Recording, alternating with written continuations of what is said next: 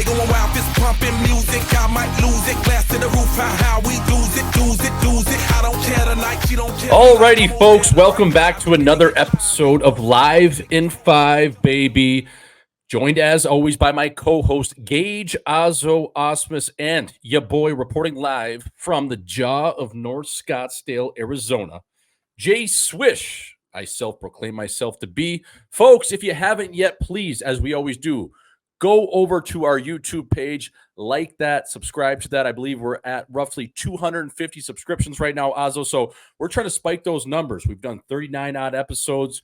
We're kind of coming into, close to the 1 year anniversary. It's going to be here before we know it, getting into the summer months. So please go over to our YouTube page, like that, subscribe to that.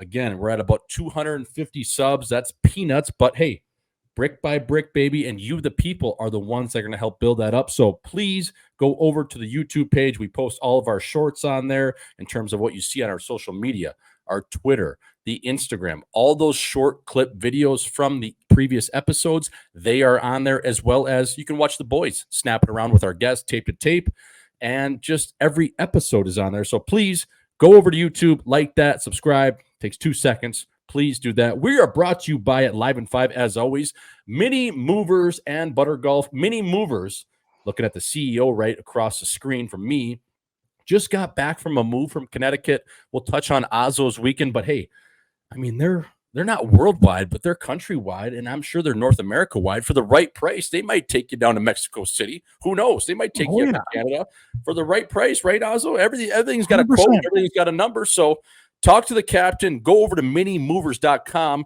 and please just ask, what's the quote? What's the deal? These guys, they are professionals.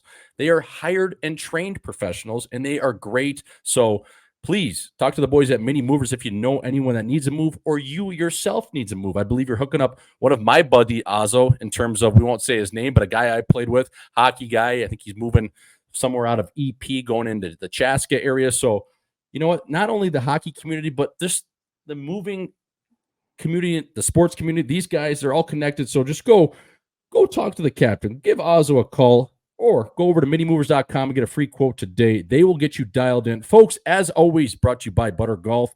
Butter Golf is the official lifestyle and apparel brand over here at Live in 5.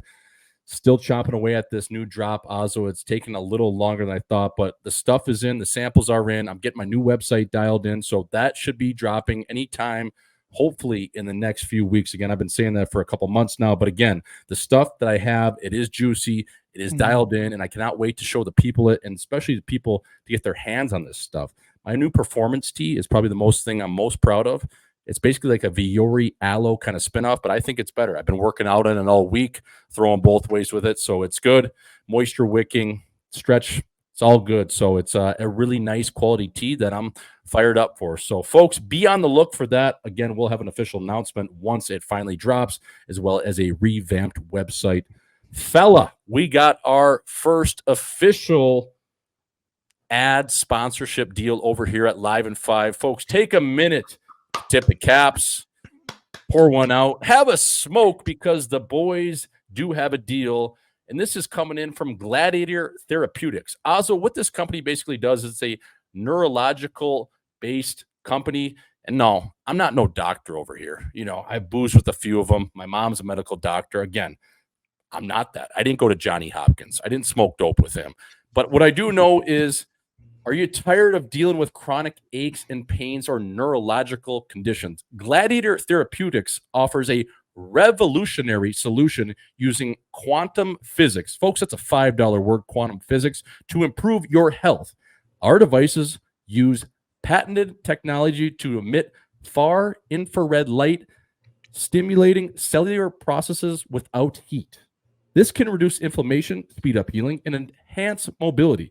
Clinical trials show impressive results, including a 400% increase in survivability in stem cells, accelerated wound healing up to 68% faster, and significant improvements in Parkinson's disease models. Wearable 24/7 without power, our devices can be a game changer. Folks, that was a little bit of a tongue twister, but please go visit gladiatortherapeutics.com/contact DRGM to learn more and start your journey to better health today. Auzzo, this guy that teed us up with this sponsorship deal is a guy named Dr. George Michaelopoulos. That is a Greek fella out of Chicago. He has neurological clinics in Chicago. I believe he has 2 or 3 now, one being built in Wisconsin, and then as well as a couple down in Florida, where I just returned from. But he specializes in concussion therapy, Parkinson's patients, a lot of different neurological things that people go through on a day-to-day basis. And he hooked us up with this deal. So again, this product from Gladiator is supposed to be revolutionary. It's changing a lot of different, people's trajectories with slowing down these processes of neurological based, diseases. And it's good for athletes and just normal people, right? Yeah, it's good for everyone. I mean, I got one myself. I wear it, I've tried it. I've given Nick one. Nick actually had a little bit of an issue with something with his back during the year. And this thing, it's from what I've been told and what I've said in that ad read is like it repairs damaged stem cells, Auzzo. So it can be used for not only, neurological based things, but other issues you're dealing with nerves. So say you got a nerve issue in your back or, whatever, it really helps, kind of rehab that per se. So again, I'm not a medical or trained licensed doctor over here. So my knowledge of that, I'll leave to Dr. George when we have him on probably next week or the week after. So he can really get into depth and explain this stuff. But man, it sounds like an unbelievable product. He's a guy that swears by it. And, I trust his word. So those are the boys over at Gladiator Therapeutics. Auzzo, our first deal, tip the cap. How are you?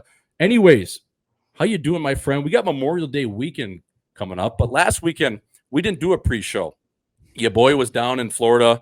We just couldn't really line it up. We had 2 interviews. We had Cam Johnson and Luke Johnson, both great gets from, North Dakota, how we know them. They're friends of the show. But what's up, fella? How you doing? How was the week? I mean, you were pounding pavement out east, eh? Yeah, I was pounding the pavement. Got stuck in a tight position. Some of these people, that have some money, they're usually pretty good at getting their way, when it comes to a small business owner trying to, you're trying to set guidelines and set all these things, all these standards, and you want to do what you're comfortable with. But this customer, great customer, honestly, love the guy. He's an absolute beauty. He kind of got his way with us. So I ended up having to drive a fully loaded truck with a 20-foot trailer attached all the way to Connecticut. 20-foot trailer. And it's just tough going into hotels, refueling. And obviously, like, this truck wasn't rated to pull this trailer. I think it was actually illegal. But yeah, we made it out there. Ended up seeing our boy Dixon Bowen, good old North Dakota alum. He's living out there right now doing a sales job. So I got to play a golf round with him once I got there on Sunday, and then we watched the T-Wolves game. And we had a few too many pops during the T-Wolves game, Jordo. Classic. And things slipped away from us. But downtown Stamford, Connecticut, it's a really nice town. I actually like the state of Connecticut now. It's a nice state. There's some nice neighborhoods there, some nice homes. I love the, it's older feel, like when you're in Minnesota or anywhere else, you go to these neighborhoods, Jordo, and there's no like trees anywhere. It's just like developed like land with no trees. Well, all these houses are like in the middle of the forest. So I don't know. It's a good feel, man. I'd live out there if I had to. But yeah, it was a long weekend, but it turned out to be good. So yeah, for sure. It wasn't as eventful as yours, though.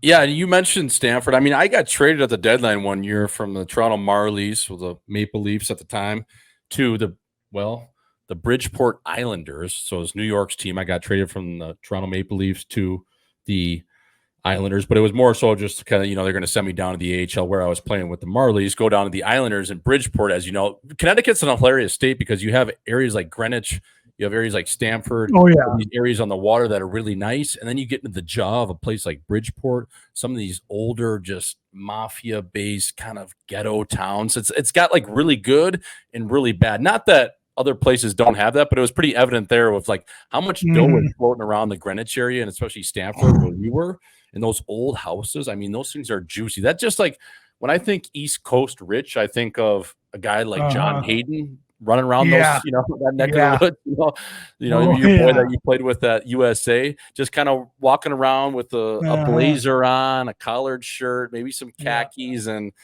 some Louis V loafers, and you're kind of just strutting around and you're drinking a Manhattan and life's good. And so that's what I always picture. And then maybe get on your vessel or your yacht and kind of cruise on to the Atlantic. We saw a couple of those homes, Jordo, like on this little man-made lake. We drove past this lake and there's a couple of Jordan Belfort homes out there. Just going back and forth like, hey, oh, hey. Yeah. It's like one of those houses. Unbelievable. Yeah, those houses, I mean, that neck of the woods is different. Auzzo, how many days do you do that trip, by the way, from Minnie? Did you just you drive that truck like 12 hours and then take a stop and then just continue on the next day or what? Yeah, so my route was actually left Friday night, stayed right before Chicago, and then got to Scranton, Pennsylvania, Scranton, the office.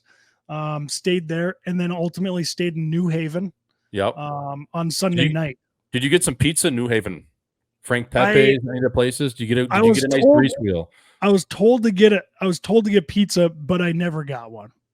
That's the pizza capital of the world. That's where Prez has the #1 pizza rated. Like I know. I was planning on doing it, Jordo, and then I had maybe 20 beers and I forgot about it. That's what happens. Sometimes you get into the cabbage and you can't see your way back up to the chin of things. But you would have thought maybe when you were 20 deep, you're like, fuck, I could go for a nice grease wheel right now. Get one in me. Or the next day when you're stung to a bee, maybe get one. But I guess you were working probably and you probably had other things on your mind that just don't tip over here while I, move a piece of furniture across this guy's living room. But yeah, that's the pizza capital of the world, Auzzo, up there in New Haven. How good is it though, Jordo? Like I look at pizza, it's like, how good can it be? Like, it's like it's really simple. It's like crust, sauce, cheese.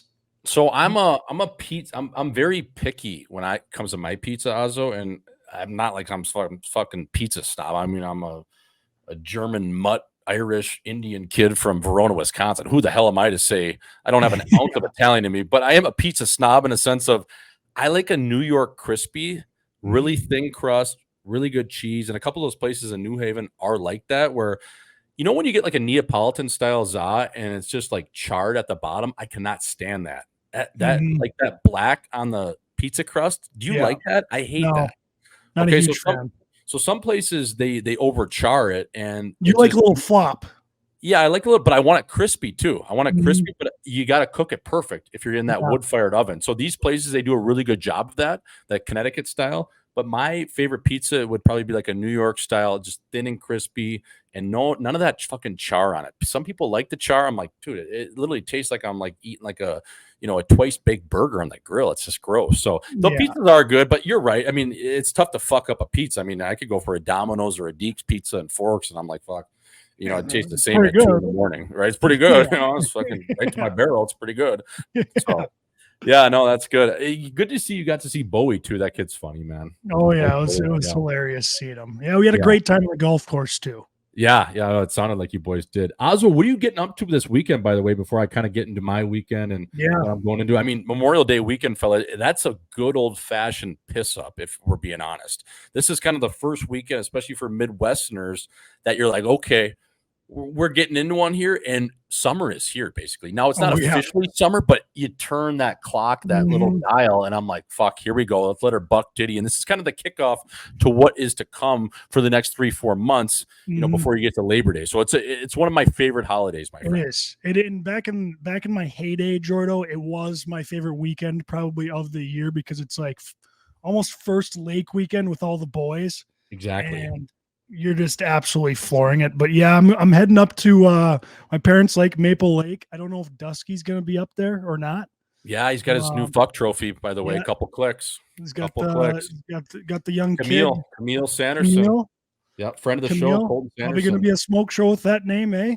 Yeah, that's tough. She sounds hot already, and that's not being like weird with kids. that's just a hot name. So I'll leave it at that. Like I know a lot of Camille's that are smokes. Like let's just put it that way. Probably have a good time up there. I mean, I'm sure there's I used to go up there actually when I was in high school for Memorial Day weekend, And I don't know if you know that cover band singer, Jordo, Johnny Holmes. I think his band Johnny Furta. His band is playing a show on Maple Lake. My God. Saturday night. So I'll probably head to that and find myself there. But I think it's his daughter singing now, because I think Johnny himself's about 85 years old.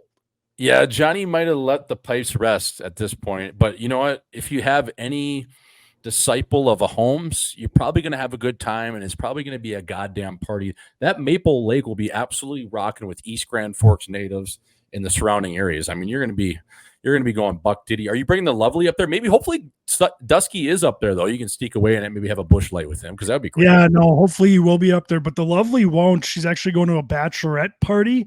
Okay. In Austin, Texas. So I'll be texting her, like calling her, like, hey, what are you doing? You okay? Yeah. Like, just bothering the whole time. Like, hey, what's up? Like, just making her text me back the whole time on a trip. I hate those guys texting their girls the whole time when they're hanging out with the girls. Like, hey, oh God, what are you guys doing? Like, you got a bar? Yeah. Like, shut up, buddy. Just let her have a weekend. Yeah, you hanging out with any guys, or you sitting at a table with some different dudes? Call me right now. It's like, fella, relax. Like, how insecure can you be? Like, if she's getting whacked, she's getting whacked, and it's for the betterment of you anyways, because she doesn't love you. So, yeah, what are you gonna do about it? If she wants to go whack a guy, and catch the early flight home from San Diego, that's up to her. But it'll be better off for you anyways in the long run. So, yeah, that's those guys are hilarious. I always love that, and I also love the guys on our golf trips. And I mean, you love your girl, right? Every guy that's got a gal loves her. But I just always thought it's so funny. And even when I was in a relationship, maybe this is probably why I'm not, but the guys on the phone that would get up early in the morning and do the panic call to their girl, hey, how you doing? So guilty. Yeah. It's so guilty. It's like, dude, you didn't do anything. You're just boozing. Didn't do anything. They're just so black last night. Yeah. They're so guilty when they wake up. They're just like, holy fuck. Like, I better call her, see if everything's okay. Like, she knows how black that was last night. Like, no, she not. You're looking at him through like the screen porch at the house, and he's just drinking a Busch Light at 7:30 in the morning, and he's talking on the phone. Like, I wonder who that could be. Drops. I love you so much, probably like 8 times. Yeah, looking at booking a flight earlier just in case. Why? What's going on? You're not having any fun? No, it's a good time, but no. I just want to be back home to see you. Yeah, miss the dog. It's fuck you too. Like, how fun is that walking to me on Sunday? It's like, all right, man. Just get back to it, eh? Get back in the cabbage, fella. But yeah, that's funny. Auzzo, I was down in the jaw of Florida this past weekend filming some stuff for Hockey Night in Scottsdale, rolling out our off-season series. That's going to be a featured probably 6 to 12 episodes. I'm thinking it'll probably be 8. And one of the episodes is kind of going to be a Florida Gone Wild series. Mm-hmm. So what that basically consists of is, going through the swamps, the Everglades, and doing different things, shooting guns, just going full Florida with it, right? The GunShine State, a sunny place for some shady fucking people. Auzzo, I just wanted to get into it. I mean, we talked a little bit before we went live here, but man, that state in general, and especially when I was working my way up the half wall of that Atlantic side, like Monday night, I flew into Miami. I spent a night there right on South Beach. Tuesday, I did Lickerdale. Wednesday, I did West Palm Beach. Thursday, I did West Palm Beach. Friday, I did back in Miami. But man, just working up and down that half wall of that side, it's so goddamn trashy. Like, even like Lickerdale, man, that place, like, it's like back tattoos, ankle bracelets, your third wife, and like, rough. Jesus Christ, like it ain't perfect down there, man. It's kind of scary. Oh yeah, those people they're wild cards. I mean, they're almost like white. I mean, there's a lot of white trash. Like, those people are, they're doing bath salts and all that shit, like eating each other. Remember those days? That was fucking Florida shit right there. I mean, that's what those people are just crazy. Yeah, they're wild. And it's like a ton of money. And then like a next street over, there's no money. It's a very crazy place. But one guy I did get to see after the game, he didn't play on Tuesday night. It was game 5 in Lickerdale, was Derek Forbert. And he actually was kind enough to get us tickets for that game. Forby's just an all-world type of guy, Duluth native, my D partner my freshman year. So it was good to see Forby. He slid over after to the game over to the elbow room, and we were able to have a few with him. So it was good to see old Forby. They're on Bender right now. I think they're down in Nashville. So good to see him. But yeah, that whole state, man, it's crazy, because you got a guy like Donnie Trump who's got his place there at Mar-a-Lago. That's probably worth like $200 million, even though the state of New York City the city of New York and the New York mayor there is trying to say that place is worth like $17 million with all the allegations against him. It's like, dude, that place is crazy. It was like Fort Knox too, Auzzo, driving by like the Secret Service towers, how it was backed up right at the chin of the Atlantic. Like I couldn't believe it. Every day I would just go drive by it because we were staying in West Palm Beach and just go see it and drive by it, and just the amount of Secret Service, police, it was crazy. But even talking to like the local people there, again, these people in Palm Beach, they're not real humans. They're like finance, private equity guys. But we went to dinner one night on ladies' night at this place called Cucina, and we met a couple gals, and we're just chopping it up, having dinner there, a little chicky parm, long as your arm, a couple drinks, some red wine. And these gals there say like they've all been to Trump parties, and he's like hilarious. And it's like Really? yeah, like he's just like kind of mixing it up with the locals. Now the locals there, Auzzo, are worth a couple $100 million. I mean, we're fucking pigeons compared to these people. Yeah. But it's funny that he's kind of in and around, like mixing in these. I mean, these gals were good looking too, right? He knows what he's doing. Well, of Bringing course. them into Mar-a-Lago and, kind of snapping it around and, having fun. But it was funny, Auzzo. I had this one gal that I was, thinking about maybe taking back to the hotel we were staying at. And she's like, okay, it kind of got to the end of the night. It wasn't too late. Like I wanted to get home at a decent hour, and because we had to get up the next day and do some hockey night in Scottsdale filming stuff. We were going to go out into the Everglades, and I wanted to be dialed in for that. And I was like, okay, like, you know what? I'm going to go head home here. Like, you want to come with? She's like, yeah, no problem. I'm like, okay. She's like, where are you staying? I'm like, I don't know. It's like 5-7 minute Uber. She's like, okay, perfect. And she's like, let me see the address. So I give her the address. She's like, you're in West Palm Beach? I don't cross the bridge. I'm like, okay, like what does that mean? Like, No I way. guess I didn't know. She goes, you're staying on the poor side? I go, I guess, yeah, I don't have 200 bananas on me right now. I'm not I'm not staying at Breakers or one of the other places. I'm not spending, 1,500 a night right now, baby. That's just not what we're doing. Especially, it was so funny. She's like, I don't cross the bridge. You're going to the poor side? I'm like, I guess. Yeah, she just iced me. She left me high and dry. It was No way. What was she was looking at? Like, what would it matter if you had a nice place? Like, does that change anything for her? It's probably like you're not going to see her ever again anyways. So like, no, I wasn't. Why does she care? Well, the funny thing is because she was a John Cougar, so she was a little bit older. So she's probably coming out of a longer term deal, or maybe she hasn't gotten her bag yet, and she's probably looking for a younger guy, maybe a trust fund kid, which was the bar was littered with trust fund kids. Oh yeah, and also like private equity guys that were 60 years old. So she was probably thinking I was on the side of the trust fund kid, and maybe had one of those houses with a private beach right on Palm Beach, something like that. And little did she know, you're looking at just a self-made kid from Verona, Wisconsin. And yes, I am on the poor side, baby. I ain't spending 1,500 a night. Not yet. Maybe I come back here in a couple of years and we could reconvene. But the look of disgust on her face, Auzzo, was one of the funniest things ever. She literally almost just dropped my phone on the ground like I was just some pigeon. And I said goodnight, Savannah, and she went her other way, and I went my way, and that was kind of it. It was funny, man. It's so funny. Yeah, and but that place was cool. That Cucina place, fuck, like the people there are the people. It's like New York finance guys and people with just inherited tons of money, trust fund kids. But in saying that, that Cucina was a good spot, especially on ladies' night. That was probably the best night we had down there. But yeah, man, Florida, crazy state. Insane. I just think from what we're doing and what we kind of got with our game film, people see it, especially when we roll out this hockey night in Scottsdale offseason stuff. It's going to be juicy. Like I was telling you before, we got stuck on this fucking boat. I thought the guy was kidding, and there's no cell service out there. So we're stuck on this boat, and because the guy was trying to pull up to the swamp area, like this bunch of weeds, and kind of weave in there and show us this croc that we saw. And he pulls up, and it's like we kind of pull up too hot into on top of the weeds, whatever, and this gator is sitting right there, and he's like, we're stuck. I'm like, what are you talking about? Because we're on a fan boat. He's like, we're stuck. And we're like, so what do we do? He's like, well, we got two options. You guys can get out and push it, or I can try to call my uncle. He had like one of those phones that you don't need cell service on, that like is an emergency. He's 6 miles away, living in some fucking hut, and he can come out and pull us. I'm like, well, fuck me. He's like, but I think we should just get out and push. Well, yeah, no shit. You're the driver, so you don't have to get out and push. This gator is like 3 feet away. And also, when I'm telling you, it was a baby gator, so it wasn't, it wouldn't kill you. Yeah. But it was still probably 5 feet. And every 2 minutes, we could just see his eyes come up to the top, and then he'd go back down. So he's just bobbing up and down in the swamp. And it took us probably 10 minutes to push it out. So I said, Gucci, put the talent, me, closer to the boat because I ain't getting eaten. He's like, well, yeah, I got a metal plate in my ankle. So if he goes for that, at least he's biting metal. So we put Gucci closest to the gator and YP in the middle. And then myself put the talent, first rounder over here back in 2012 right next to the fucking boat because I wasn't getting close to that thing, bro. I was like, fuck that. There's no way. So I ain't fucking around with a gator. No. So, and we, in like 10 minutes after we got it, jarred out of there, we ended up seeing like this 13-foot gator. And that's when I was like, all right, man, like this swamp shit is just fucked. Like that's a big fucking gator. Like his,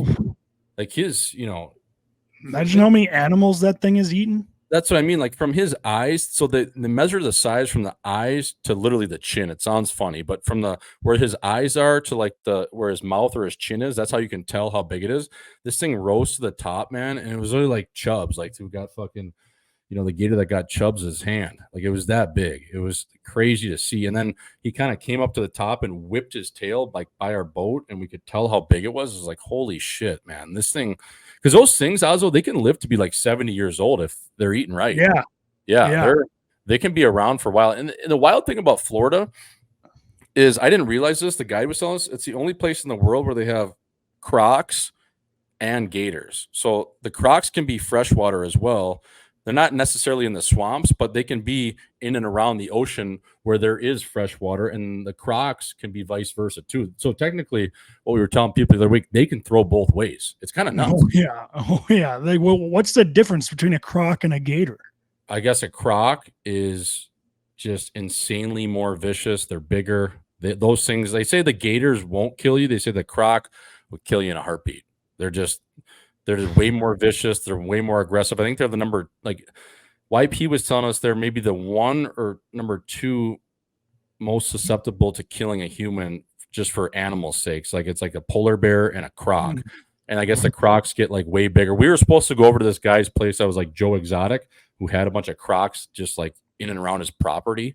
And we were going to go see him.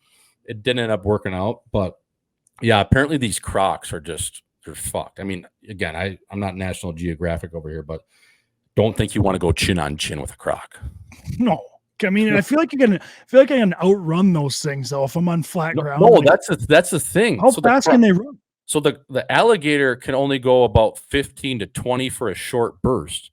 According to the guide in YP, the crocodile can go sub 20, and it can also go longer than you think. And like long, like, so like a gator is like short burst, right? It can maybe match you for 15 miles an hour for maybe 50 to 100 meters. I guess a croc like will fucking like it'll let her buck titty for longer than that. Now, how long? I'm not sure. Again, I'm not a fucking expert, but they just seem like they're just insane. Like they have Nile crocodiles in Florida, bro. Because people how did they get there? Did they like transport them there? Or like why are they there? Like people would for like, pets, right? Like they're like people brought them over in the woods. Yes, people brought them out during back in the day. They would bring them over. They probably still do, and they would just like release them into the woods, and then they would fucking multiply. And all of a sudden, there's a croc infestation there, and it's like Jesus Christ, like Florida's just nuts, man. It's Florida, man. And the one thing the guide was telling us too was like if you're out in the middle of the swamp in the Everglades, we weren't deep enough for this part of it, but he said like you get out like 100 miles or 50 miles out into the Everglades. If you see another human, he said, shoot him. Like, just because you're not supposed to see anyone. Like, we didn't see anyone when we were out there, like 10 miles. Like, he's like, we're not going to see anyone out here. But he's like, if you go deep enough, he's like, if you see another human or if you see, some of these people, shoot them because they're a criminal. It's like, Jesus Christ, man. Like, you just blow a guy's head off. What the fuck? I mean, that would be scary seeing a human out there. You're like, what the fuck is this guy doing out here? Yeah, you're saying like a bunch of like gangs bring people out there and kill them, and there's just like people that like you would see with hills have eyes kind of characters. I'm sure those crocs feast on dead humans all the time from the cartel guys just tossing bodies out there. Well, that's the thing, and that had me thinking on the way back, Auzzo, looking at the map of Florida, there's nothing really in the inland part of Florida. Once you get in 20 miles on either side, there's nothing. Like, there's no wonder why there's so many goddamn bodies back there. Oh, yeah. Yeah, that state is just fucked. I mean, even going to the gun range there, I didn't feel safe. I was like, where the hell Oh am yeah, I? like I'm with a bunch of other psychos with guns in their hands. Yeah, that's probably a good thing, just walking in here and you can just get a gun and go shoot it. It's like, what the fuck? So yeah, that was the GunShine State Tour Auzzo. Again, folks, be on the look for that. We're going to be releasing our Hockey Night in Scottsdale off-season content coming out just in and around after the draft. So kind of rolling it out in July into the off-season up until camp. So be on the look for that. Auzzo, let's get over to the PGA Championship at Valhalla. We spoke to Colton Oast around the Masters time. He was pumping this guy's tires. He thought he had a chance to maybe win at Augusta with Xander Schauffele, and he finally gets it done. But, man, it was a tough test. I mean, he had to sink that putt at the end. Bryson was coming on his neck. Did you watch that on Sunday, or were you moving and kind of shaking around over in Stamford, Connecticut? I was actually on the course. Okay. I was on the course up until I saw the last couple holes. So that was an unbelievable finish. But yeah, I've got some. I mean, I don't know what else you wanted to get into, Jordo, on this, but have you seen the scores coming out of that Valhalla? Yeah, they were spooky deep. Did you see like so before this year, the lowest total, like out of the field, the lowest total score was plus 40 before this year. Now this year, the total out of the whole field was minus 219. So what were they chalking that up to? Just because it was like wet and like perfect conditions? I don't know. I mean, it was just clearly like the easiest major course that any of the pros have ever played. Like it was an absolute joke of a major, basically. Yeah. From what I gathered out, it was really wet, and also at the same time the nugget was still rolling out. So like the greens were oversaturated where you could just throw darts. Yeah. Yeah. And I mean, I don't know what that does to a course like Valhalla. Like you definitely don't want that on your record, that you allowed these golfers to absolutely tear up your course on a major. I don't know if they'll ever get a major ever again. I know, and it's such a nasty looking course too, with a lot of cool different holes. I mean, that's where a guy like Justin Thomas grew up playing. Mm-hmm. His dad, I believe, was coaching, or they were living somewhere in and around the Louisville area when he was a club pro, I believe, at one of the courses there. So like JT kind of grew up playing there. Like that's a very storied course in terms of throughout the PGA.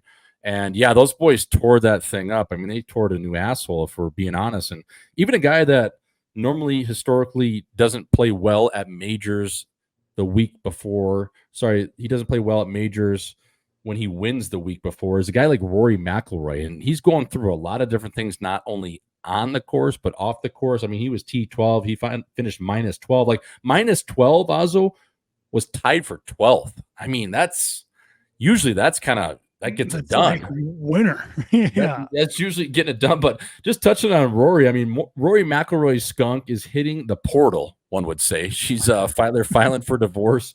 She's looking for a new deal. Now, hear me out on this. I believe Rory is, I don't know if he's still on the committee or maybe not the top spokesperson for the PGA Tour, the players side of things.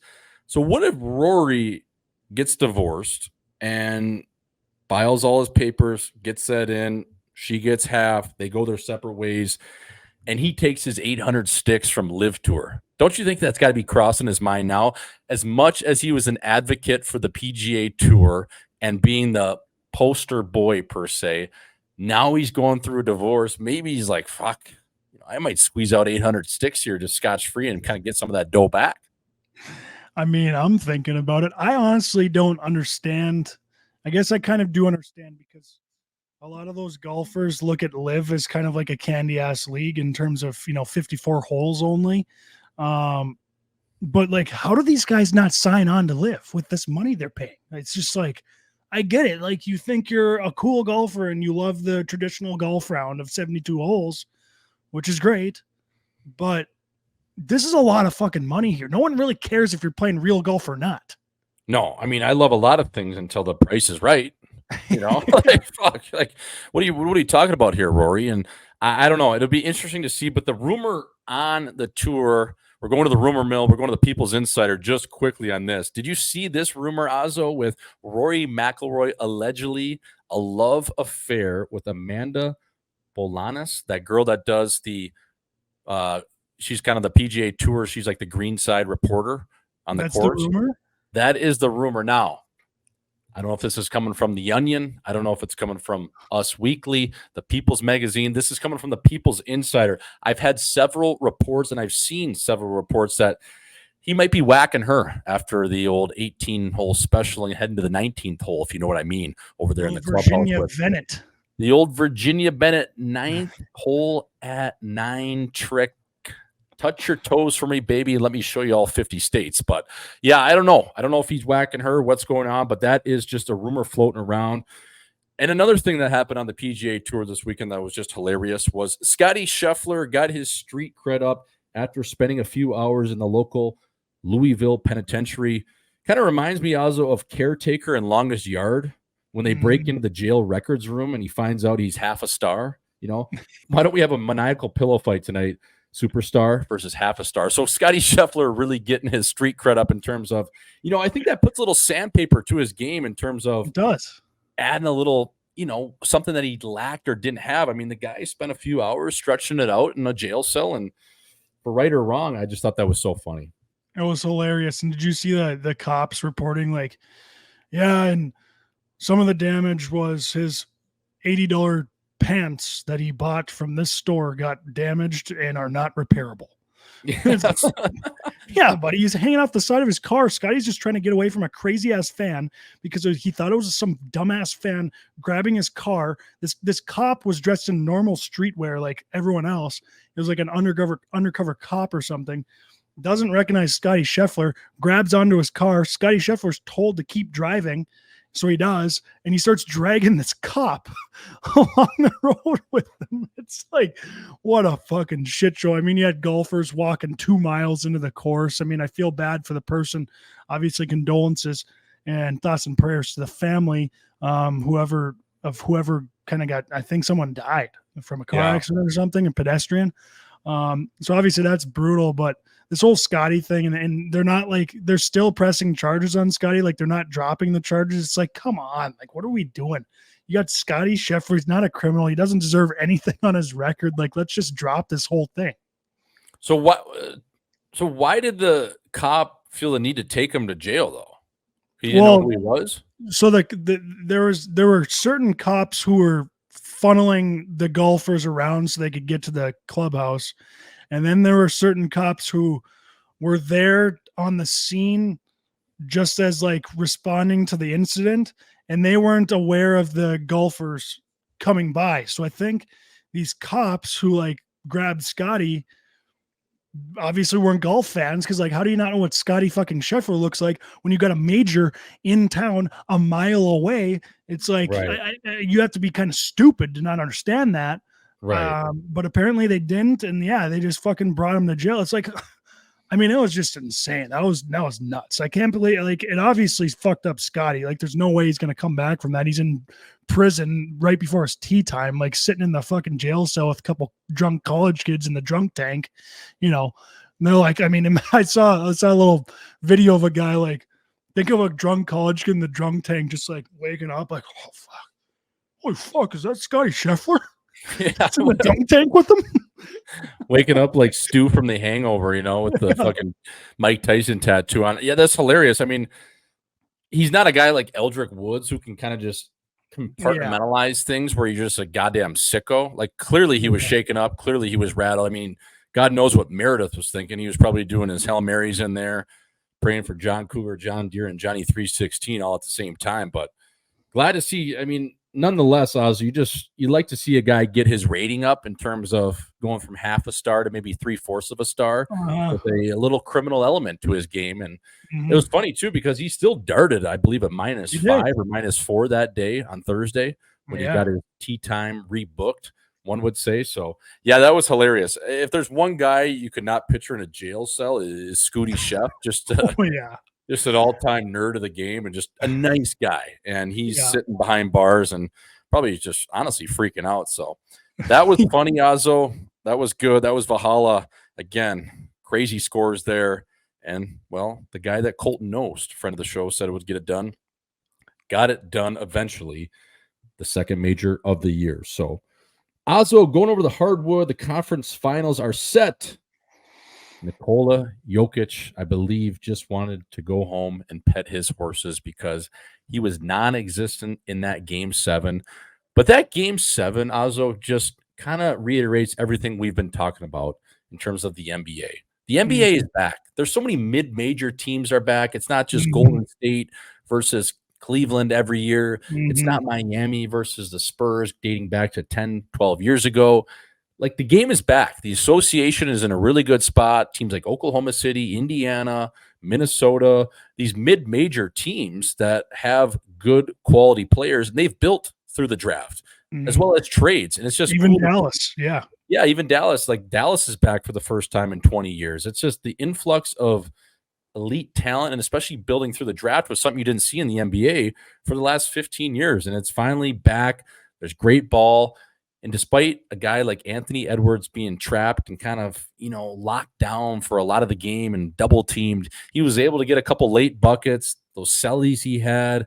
I mean, even talk about a guy like Naz Reid, like the Timber Puppies, man. I got them in 5 or 6. I think I'm going to take them in 6 just because Kyrie Swerving is playing pretty good. And Luka, you got to respect his game. But, fella, I know you were skeptical on your team in Minnesota and Minnesota sports in general, but to this point, I think they're going to beat Dallas.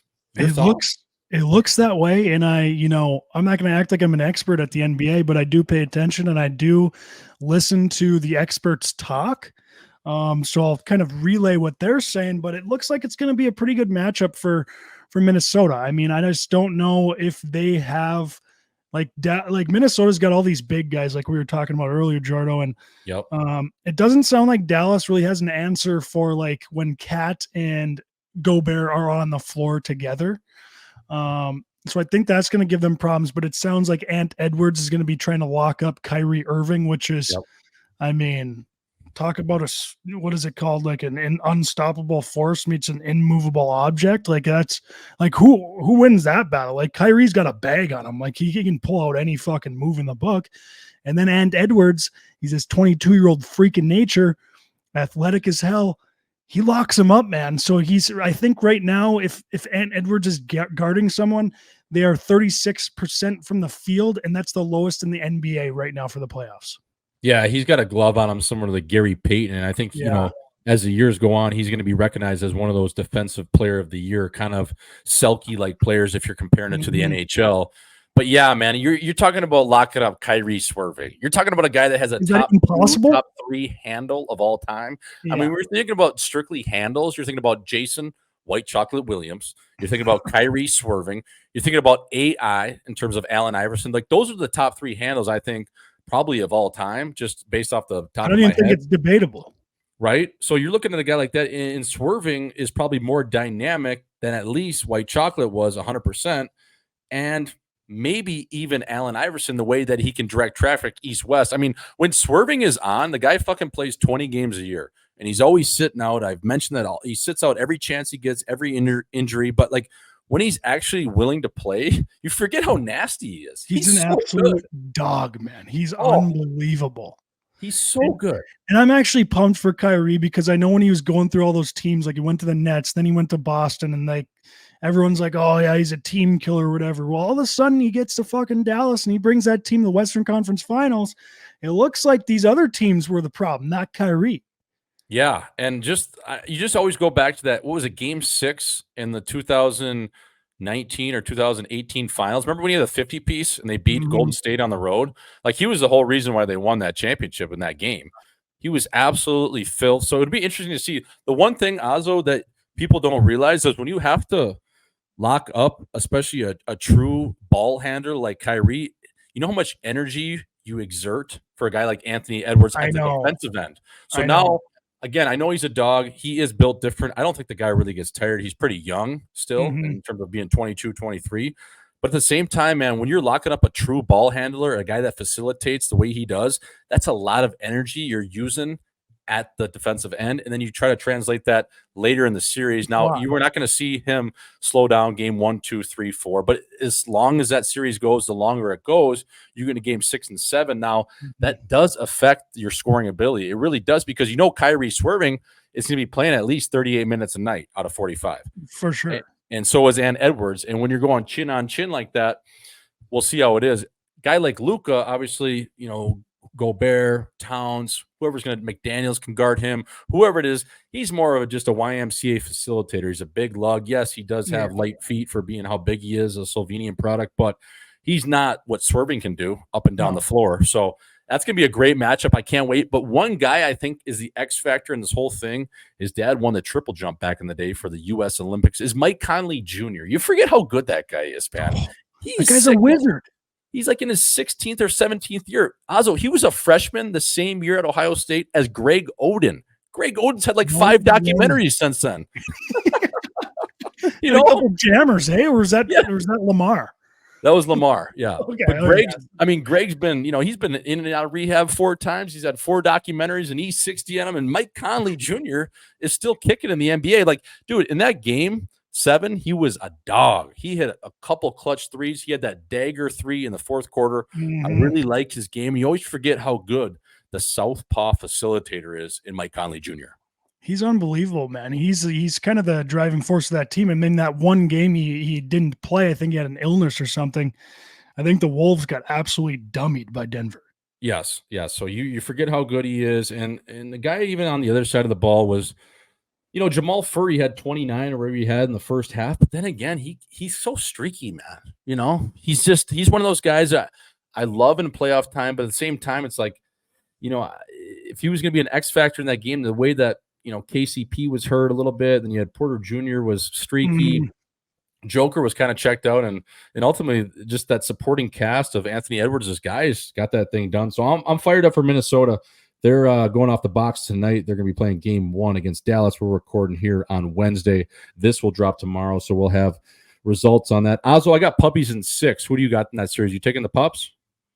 Yeah, I'm going puppies in 6 too. I think they have what it takes. I mean, I know I've been doubting them. I'm not going to be surprised if they lose, but I mean, man, would that be unbelievable to see them in the finals? A place where the Minnesota Wild have never been. And this is it's a state of hockey, right? Fucking hockey team hasn't even been to the finals, and you got the Wolves in the NBA with kind of set up to go to the finals right now. I mean, they're probably favored. So 100%. That'd be something to see, man. It would be sick. And that post-game interview obviously was unbelievable with those guys, not only sitting at the panel, but before that, right on the wood with Chuck and Ant. And Chuck talking about how he's going to Minnesota the first time in 20 years. Chuck, you were in Minnesota in 2019. I just want to let you know you were at the Final Four there. So check the game notes on that one, bud. Kind of remember where you were. I don't know if you're smoking reefer. You're just, you're traveling a lot. We'll give you an excuse because he was asking for restaurants. It's like, guy, you were there 5 years ago. But anyways, that whole thing was hilarious. Chuck's like, I'm going back to Minnesota. I haven't been there in 20 years. And bring your ass. Like, that was classic. So yeah, that was sick. Auzzo on the other side of the wood in the East, you got Boston and Indy last night. Boston snuck away with one at home. Jaylen Brown hit a big shot to tie that thing up. That was an unbelievable step-back three-pointer right in the jaw of Pascal Siakam, the former champion with the Toronto Raptors, right in front of the bench. Sent that game to OT. They ultimately get it done. That series, I don't know a ton about Indiana. Now, I do love the association. I just don't watch them a ton. I mean, Tyrese Halliburton, he's from Wisconsin, so I know him. Obviously, you have Siakam, some of these guys that are pretty good players. But game 1, Boston took that. I think that series maybe is 6 games. I'm kind of looking at it like Boston's playing Cleveland. I think 5 games probably. Maybe Indiana gets one of them, but I know you wanted to touch on just that Selly with Halliburton. That was pretty sick, Abe, when to send New York home. Oh yeah, unbelievable. Yeah, and I mean, that was going to be my Selly of the week. Actually, wasn't like I just loved what Halliburton did at the press conference, so I'll save that for the Selly of the week. But yeah, I mean, I like this Pacers team. I love Indiana. It's a big basketball state. The Boston Celtics, Jordo, their trip to the finals is going to be the Heat without Jimmy Butler. Yep. Cleveland Cavaliers. Okay. And then you got the Indiana Pacers. The Pacers are good, but like what a fucking cakewalk to the What a final. cakewalk, yeah. Oh, what a cakewalk. I mean, and especially you look at how that team is structured there with Boston. I mean, they absolutely fleeced Drew Holiday. People forget how good of an all on the ball defender Drew Holiday is. Oh, Drew yeah. Holiday was the whole reason why the Bucks won the championship. This Mhm. guy, I would rather have Drew Holiday than Damian Lillard. Now, the Bucks at the time, they needed a shooter. They needed a guy that could score the rock at the end of the game. Drew Holiday Mhm. is nowhere near a shooter as Dame Dalla is. But in terms of just a pure basketball player, a point guard that doesn't play out of his bag, he just plays within a good team structure. But then on the defensive side, Drew Holiday has one of the stickiest mitts in the league. Oh. Like this guy, he had 3 or 4 steals last night. The way he gets in the guys' kitchen, he is so underrated. And you pair that with Jaylen Brown. If he's on, he's streaky as well. But Jason Mhm. Tatum is so clean. You got the guy from Florida back in the day, Al Horford. You just have so many good pieces there where Mhm. it'd be tough not to bet on this team in like 5 games if you're looking at the Pacers because they just don't match up. And then, eventually if they win and they get into Minnesota, now that's going to be a tough matchup for Minnie if they do get there. But Oh, yeah. all signs lead to Boston, probably being the favorite to win the championship this For year. sure. And, it's just the way they Just based off of their run too. I mean, I think Minnesota is just as good, but they're going to be twice as tired. They had to go through the Suns with KD and Book, and then they went through the defending champions with Jokic. Now they got to go through Kyrie and Luka, and then they got to go through the Celtics possibly to win it all. It's like, I mean, how much legs do these guys have? I know. Yeah, you got to be hitting the Normantex and hopefully getting a full body flush at a place like the Deja Vu Cabaret over there in the North Loop. Like, fuck.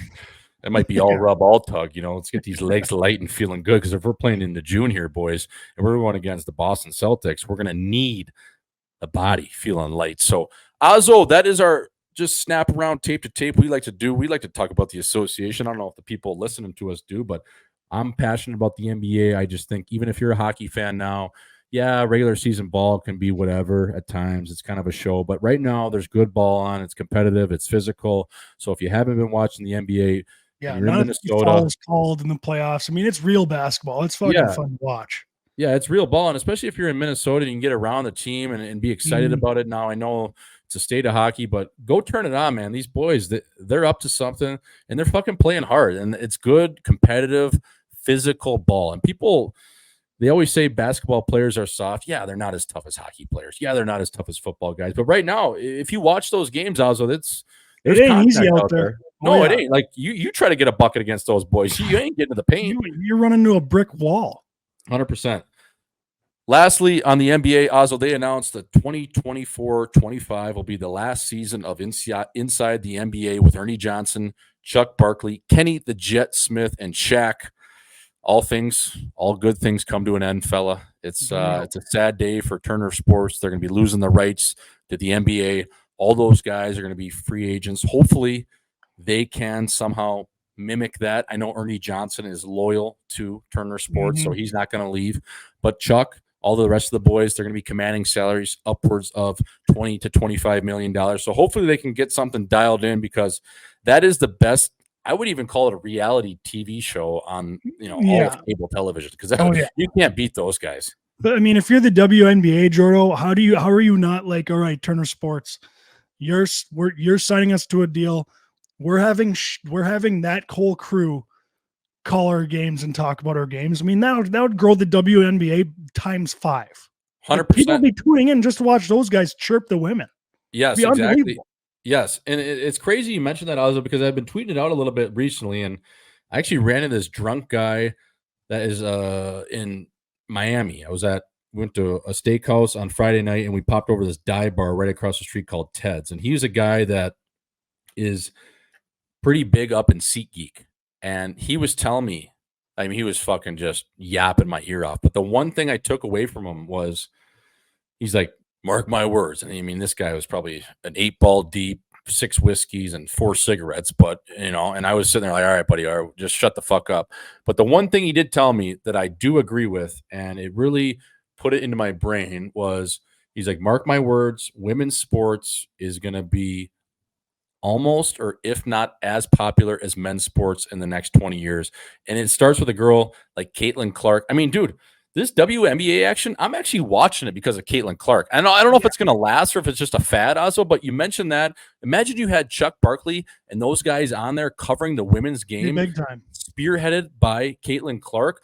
The women's game is actually pretty good. I was watching it there. There's like, fuck. I remember the WNBA was brutal to watch. Now this is pretty sick. It's not bad. And I mean, you think like, obviously the women aren't physically as fit as men, but once they're, I mean, I used to play my girlfriend in high school because I was like a foot taller than her, and she played on the basketball team, and I thought I could just dummy her, and she fucking kicked my ass every time we played pickup. It was embarrassing, but I mean, they're really good. I mean, if you watch them shoot too, like they can drain some shots. That's the biggest thing I noticed is the 3 ball is now in play more than ever for the women. Yeah. Even at the collegiate level, before it would be like Brick Central, I'd be like, uncle, you can't even hit a Livingston right now. You can't even have a fucking mid-range. You couldn't hit water if you fell out of a boat. Now I'm seeing these ladies and some of these bad mamas, they can throw it up there and they can actually make a 3-pointer. They can make a step back mid-range. There's a fadeaway. Their bag is a little bigger these days. So we'll see how that works out. Also, I just wanted to give a quick shout out to the women's game, especially even just women's hockey, man. Those girls have grinded for everything they've got. And you know what, ladies, keep going. Yo, time is coming. Auzzo going over the ice, staying on the men's side of things. The New York Strangers are playing tonight. I believe they're going live off the box here in about an hour. They're playing the Florida Panthers. This series, my friend, will be a dogfight. I just think, I don't know.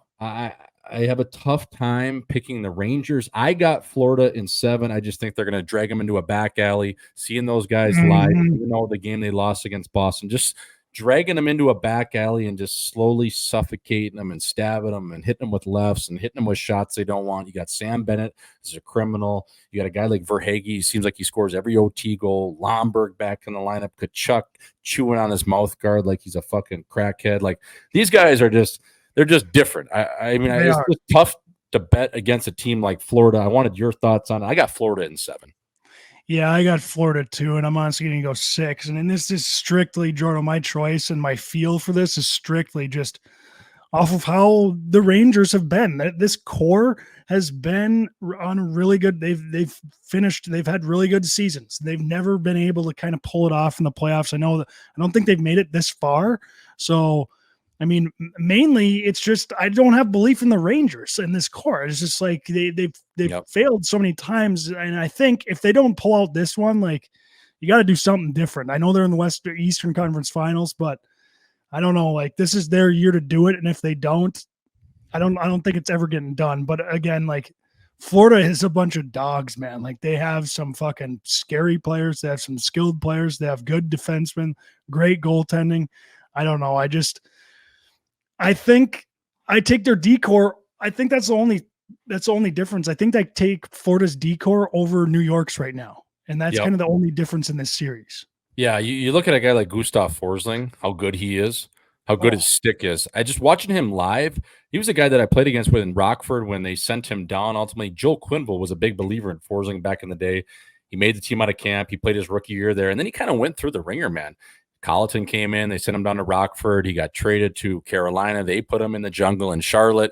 And then he was a waiver claim over from Florida, which is crazy. And then he signed that big ticket. He's one of the more underrated players, I think, in the league, not only on the defensive side, a very good stick.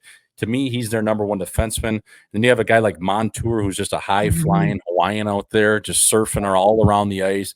Ekblad does what he does. And that steady pair of Ekholm, Larson, and Dmitry Kulikov. I mean, you're talking about a couple of guys that have played 1,000 games, both on your bottom pair. Yes, both lefties, but at the same time, if you have those guys only playing 14 minutes a night that have played, combined almost 1,800 matches, like, that's a big deal, fella. It really is. Just veterans out there, move the puck. They know what to do. And then you have their savages up front, and you forget how good a guy like Barkov is, and their goalie's good. Yeah, I just have a tough time thinking that New York is going to really want to play that gun knife fight game for that many games, right? They can probably match it for a while. They got some tough guys on their team, yes, for sure.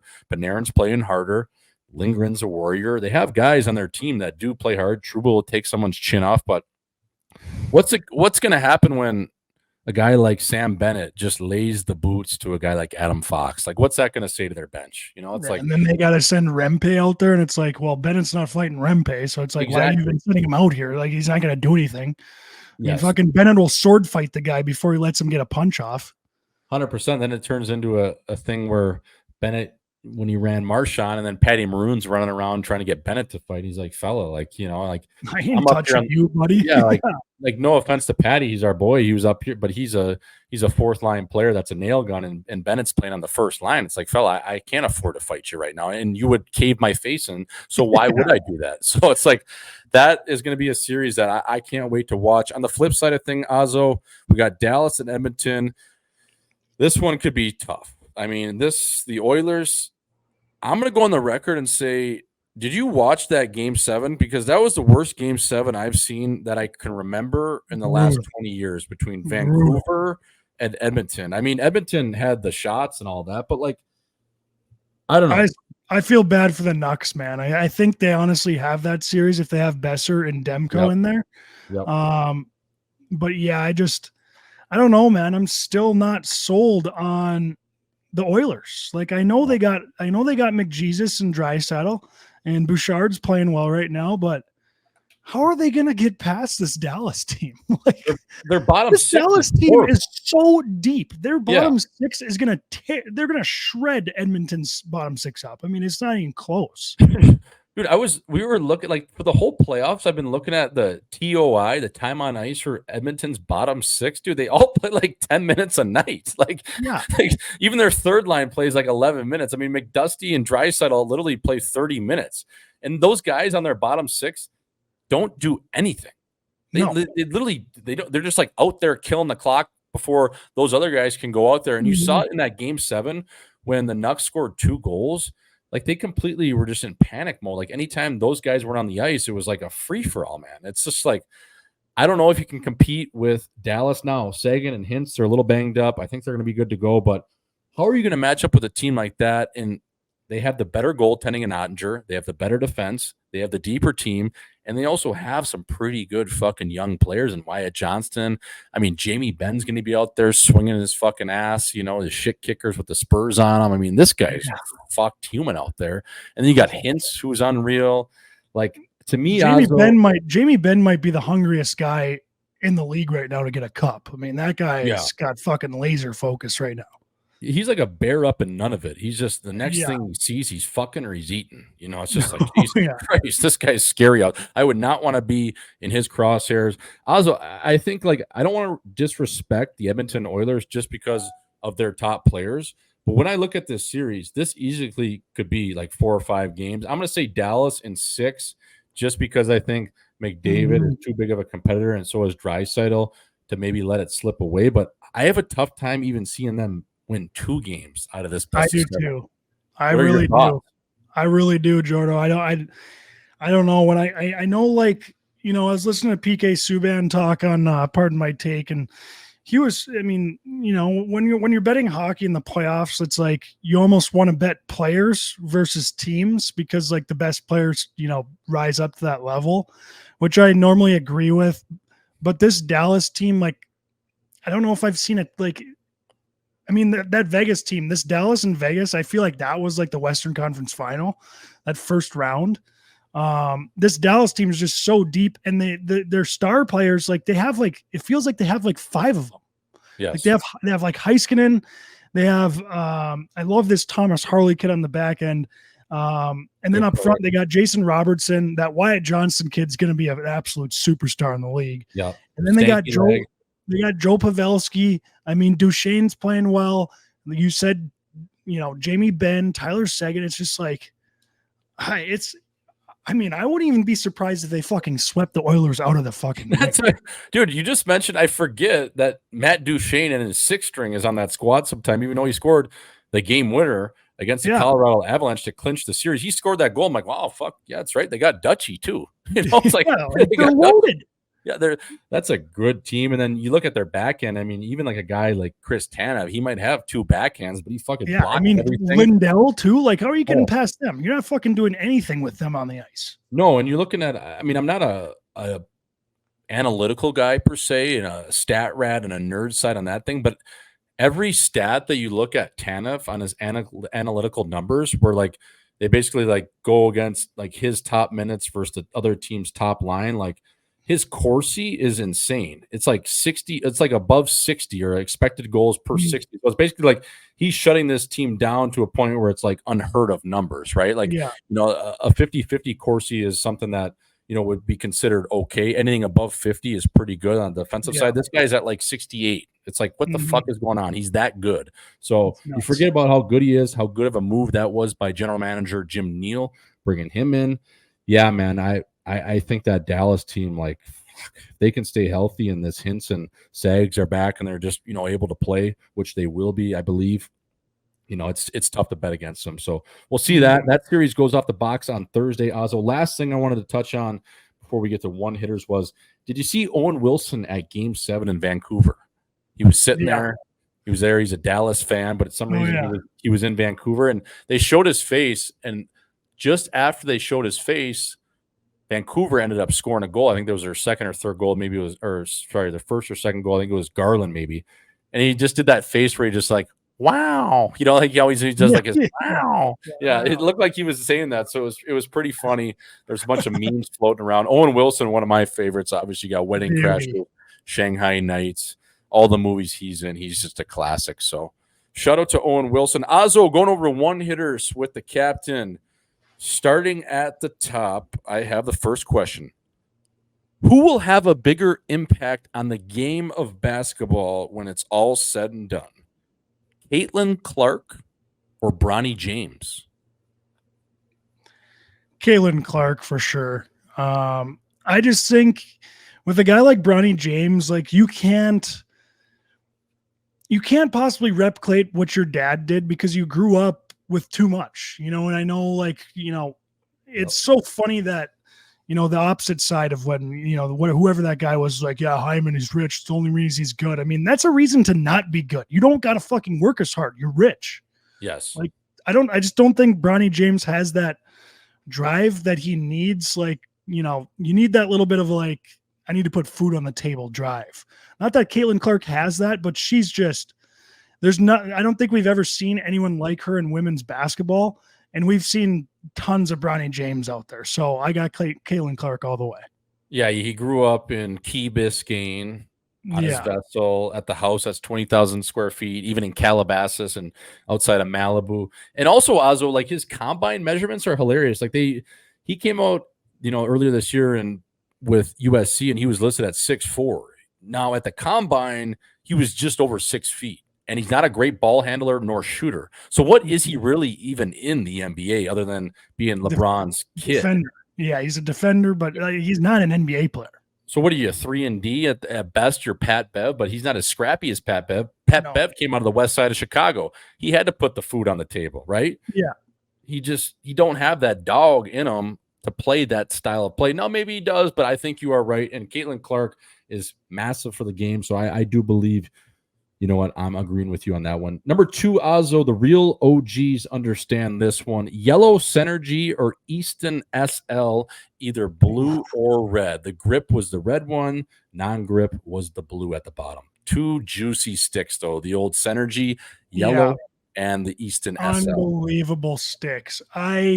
This is tough, Jordo, because the old Synergy would last me a while. It wouldn't break the old Easton SL, the super light.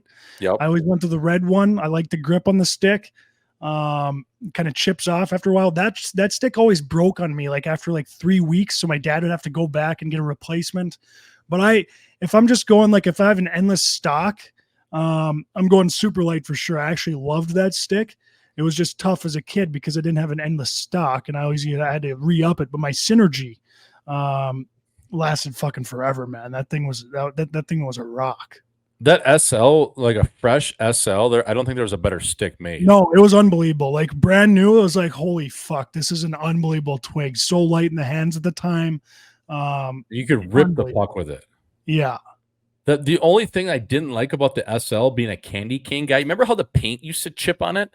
So if you get slashed, it would always chip so much. So when I would do one candy cane, if I would take that thing off, Auzzo, the whole stick was gone. Yeah. I that was the only thing I did not like about that stick. I would get so rattled.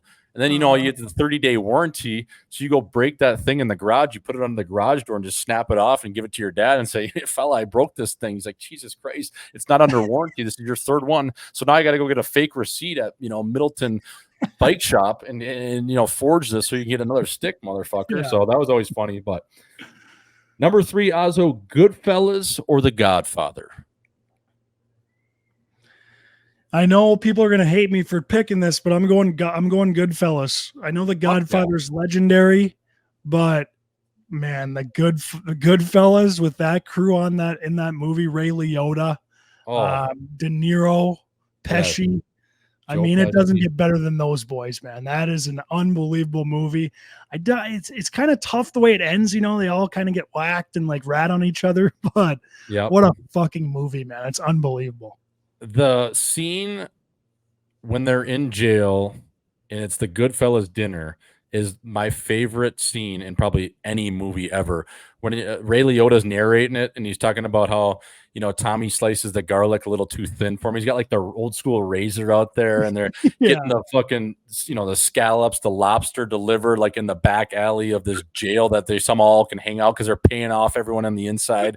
It's just the dinner at the end there in the jail is, I go watch that sometimes on YouTube just, and I'll send it to my dad or whatever. It's like this scene unbelievable. It's just so old school and so beauty. So I'm with you there. Goodfellas is my favorite. Johnny 2 times, Auzzo. I'm going to go get the papers. So, that's a great one. Number 4, Auzzo, NFL Sundays or a major championship Sunday. What's a better stung shift on the couch? Ooh, that's tough. I mean, if we're going stung shift on the couch, you just floored it on Saturday.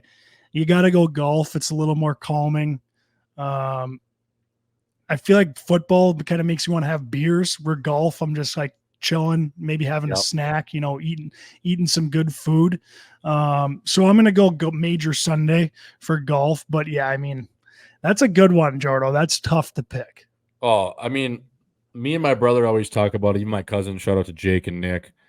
Like when you're stung, there's nothing better than stung darts. Like you get out, it's one of those days where you maybe even pull your mattress or the guest mattress out into the living room and all the fellas just lay on it. We used to do that back in the day all the time. Usually pull out Paul Ledoux or Keaton Thompson's mattress and put it right in the middle of the living room. And it's Uber Eats probably 3 times that day, and you don't leave the mattress with the fellas. And then the mattress is out there for 2 more weeks because no one carries it back in. So whoever's mattress it was is just sleeping in the living room for 2 weeks. Yeah, they're bringing a chick back, and they're out in the middle of the living room, or they're coming back from a workout when you're playing or whatever in the summer, and they're just going out there and just like hanging out on it just becomes a community bed. Mm-hmm. There's actually nothing better than a mattress in the living room. Like when I get a shack one day, I need that.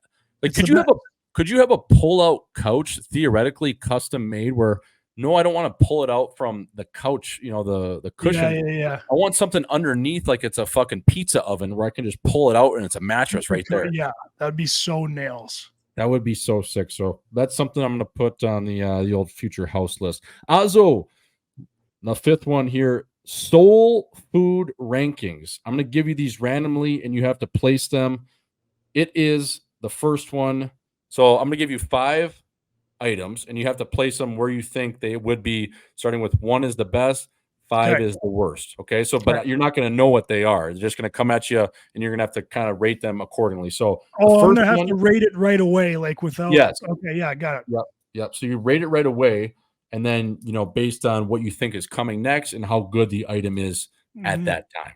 Mm-hmm. So the first one being peach cobbler. 5. Okay, you got the cobbler at 5. Number 2, mac and cheese. 3 spot. Cheddar is always better. That's at 3. Okay. Cornbread. 4. Cornbread. I love cornbread. Some good cornbread goes a long ways. Fried chicky. 2. Okay, so that leaves you with number 1. Fried on it, yeah, a little crunch. Oh yeah. Yep. So then the last one is Hawaiian sweet rolls. So your list. your list would go Hawaiian sweet rolls, fried chicky, mac and cheddar, cornbread, peach cobbler. That's actually a pretty good list. It's not bad. If I'll go with that. is there anything you would switch there? Maybe fried chicky being one, Hawaiian roll two, or was that pretty much your list? Yeah, I would probably go fried chicken 1, Hawaiian roll 2, but those Hawaiian rolls are unbelievable stuff. So good. Oh my God. What are they putting those? Like it's just bread, but it's like it's not. It's like it's just better than other bread. Yeah, because there's about a pound of sugar on it, my friend, in the bread. All right, the last one here I got is Jake Paul or Mike Tyson. I mean, dude, boxing is all about, it's all about reaction time, hand-eye reaction time. And as you age, your reaction time declines, especially when you're a fucking 50-year-old man. So I don't think there's any way Jake Paul loses this, especially with the conditioning. If he just waltzes around the ring and just tires out Mike Tyson, I mean, I just think he's got it locked up. Yeah, I would agree, but I don't like it. Yeah, I don't like it. I mean, I want Iron Mike to knock his ass out, but how old is Iron Mike now? 60? He's like, I don't know. I want to say he's like 55 or something. He ain't young. Yeah, and he's lived some hard years too. You got to multiply those years by 1.2 at least. Yeah. Yeah. He's probably again boxing in the boxer's life. He's probably like 70. Yeah, he's and just shooting up heroin at the ripe age of 12. So we'll see on that fight. Auzzo, that concludes One Hitters with Auzzo. Going over to the People's Insiders term of the day. Well, I got two for you. One, the first one being trim. What is trim? Folks, that's just wheeling a little bit of trim on the road used in a sentence. And what that is, seeing a girl at the bar. A trim, politely putting it, is pussy. So that exactly what trim is. You're sliding off. You're a single guy. You're like, fuck, I want to go get a little trim. You see a nice little girl. You're going to go wheel a chick, whatever it is. Where did that originate, Jordo? Because I remember hearing that first, like, oh yeah, get some trim on the road. Like, yeah, I don't know. I mean, but that's an unbelievable term. It's a when sneaky. I first heard it, I'm like, fuck, that's unbelievable. Yeah, it's a sneaky one, and I don't know where it originated. I mean, I would always hear it like from our old school beauties, especially in the jungle back in the day, or old school NHL guys. And I think I first heard it around like guys like Scottie Upshaw, one of the guys like that, like getting a little trim on the road, or something like that. Good trim. Good trim. So that is a sneaky word, but yeah, that's just basically wheeling a nice little filly. Where's a place where you go to get some trim? Well, you probably fly to a place like this, Scottsdale, Arizona, the wet deck, or you're into the jaw of Miami. So that is getting a little trim. That's what that is, folks. So if you can use that however you want. And my last one here is sawing one off. So what sawing one off means is basically it's a golf term that you can kind of take to real life. Sawing one off is when you take a little bit off of it. So say it's a par 3, playing 155, and you're going to hit an 8-iron. And you're like, wow, your 8-iron normally goes 165, 170. Well, yeah, like I kind of just hold it against the wind and kind of just saw one off. Just kind of hit it, not as crispy as I need to. I'm just going to swing easy. It's a little breezy, swing easy. I'm just going to saw one off. You're kind of just got the old hacksaw out there. You got the miter saw, and you're just sawing one off, nice and easy, and put one in there. You don't have to swing too hard. But taking that one step further, what's sawing one off? Well, some boys now that have sick minds are talking about, maybe playing with themselves or whatever. You're sawing one off, right? You're getting sawed off. You're at an old rub and tug, or your old lady, you're hanging out with her, or you got a gal over if it's your wife, like, hey, like, can you maybe just saw me off here? So that would be like, the old hand job. Saw one off before you go on the date with that girl you're taking on the first one, so you last a little longer when you're sober. Yeah. Exactly. So, you're maybe getting some reps in before you go to the bar. So you saw one off, and then you go in, and maybe you don't last 4 seconds. It's maybe 8, right? So that is sawing one off or getting sawed off. So those are the People's Insiders term of the day. We got trim and sawing one off. Folks, it always comes down to sex, I guess, over here at Live in 5. But in all seriousness, going over to Selly of the Week. Auzzo, what'd you have for the Selly of the Week? Yeah, I had to pick Tyrese Halliburton wearing the Reggie Miller choking himself sweatshirt after Game 7 in the press conference. Just all time stuff. Ended the Knicks season. I know the Knicks were injured a little bit. I kind of felt bad for them. We kind of went through the little bit of the Vancouver Canucks syndrome, but unbelievable stuff to think about that. I wish he wore it before the game. I know he wore it after, but it didn't before. So it would have been kind of nails of him to wear it before, but still respect the effort after. Yeah, that would have been way more nails if he showed up with that on. You know, kind of like the old Cutter Gauthier kind of guaranteeing to win and not getting it done. That's what you do risk, though, when you go in as a prize fighter like mentality. But I did see that. Mine is kind of similar, honestly, not as nails, I don't think, but still just hilarious how big of a fucking prick he is. Matty Tkachuk, I don't know if you caught it. At the end of the game, there was a 6-on-5 in that last game. Boston was trying to score. They were, you know, they had the netminder pulled, and ultimately Florida was able to prevail and get the puck out of their own end. And Matty Tkachuk is right by Boston's bench in Boston, and he starts selling before the game is even over. It's at like 4 or 5 seconds. I saw that. Around. It's like right in front of Boston's chin. It's like, oh my God, what a prick this guy is. Like, holy fuck. Unbelievable. That was unbelievable. I was like, Jesus, that's just Matty Tkachuk to a T, and that's the Florida Greaseballs to a T. So I love that.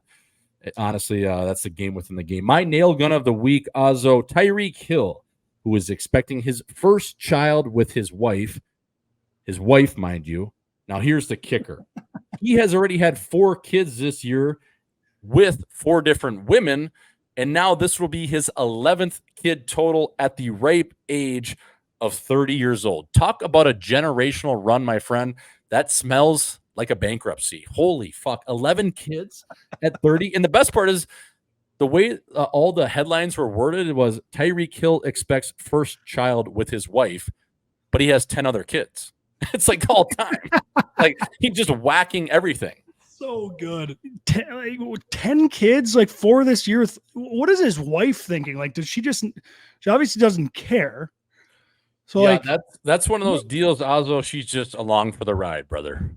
I mean, that's nails by her. I mean, you know, go get your bag. I don't know if there's going to be any left after these other 10 kids. Right. Probably got more coming too. Like it's probably not his last. No, he's on pace for, 30 odd kids. And hopefully she is like stuffing some of that in her own savings account, because that bag, once he's retired, no matter how much he's going to make, it's probably going to be over $100 to $200 million when it's all said and done. That goes quick when you have a dozen fuck trophies. I mean, let's be honest, especially the way you're treating them too. You're treating them like, you're making 15 million at the time. Well, that's going to run out. That well is going to dry up. Lifestyle up, right? When you're doing you got to keep that lifestyle up. Right. They're getting every kid's got a custom Louis Vuitton jumper. Those are $1,200. You got to get one for every day of the week. It just brings me back to when Derrick Rose during Christmas one year had his baby mama and his side mama wearing matching jumpers. I mean, that's just the giving spirit, right? That's what it's all about. Like just recognizing game, but also respecting it at the same time. So shout out to Tyreek Hill. You're on your way to a baker's dozen, my friend. You're too shy of that. Auzzo, who'd you have for your nail gun of the week? I had a wide receiver out of Philadelphia. Also played for the Alabama Crimson Tide. Devonta Smith. He's got a $50 million contract, Jordo. And I don't know if you saw this. He lives in a $700,000 cookie cutter in Philadelphia. That, my friend, is nail gun shit. I mean, this guy, talk about opposite of Tyreek Hill. I mean, this guy, he's going to be living large when he gets older. I mean, if you got that kind of discipline to, not go splurge on some big ass house, which honestly, when you think about it, Jordo, a big mansion house, like what does that do for you? How many rooms do you actually use in a house? Like 2, 3? Like what do you need 20K square feet for? Like, like just to show people, like film rap videos. Like that's pretty much all it's for. So I don't know. That's just unbelievable stuff out of especially a wide receiver, which, those guys usually aren't too down to earth. I mean, they usually got some confidence and swag to them. So that was I did see that. I think you retweeted it. It was a very cookie cutter house. It looked like a Viridian home or something you would see. You're running the mill Costco. I honestly I can't believe it. Like that's Like, you don't have to maybe go that far that way with No. the fella. You know, you could get yourself something that's $3 million and it's still a decent shack, and you're all in for 4,000 feet or something like that. But yeah, I do think that is nails, and I do respect it. I wonder what kind of car he's driving, because if you're I pulling up know. in like a Lambo to that house, now that ain't perfect either. You got to be like rocking a stock Jeep Grand Cherokee, maybe get away with like an SRT. You're kind of hiding it a little bit.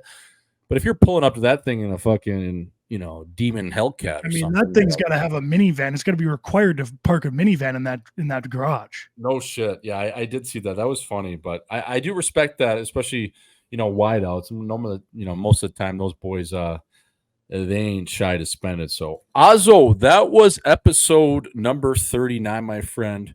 Tape to tape with you. No guests this week, folks.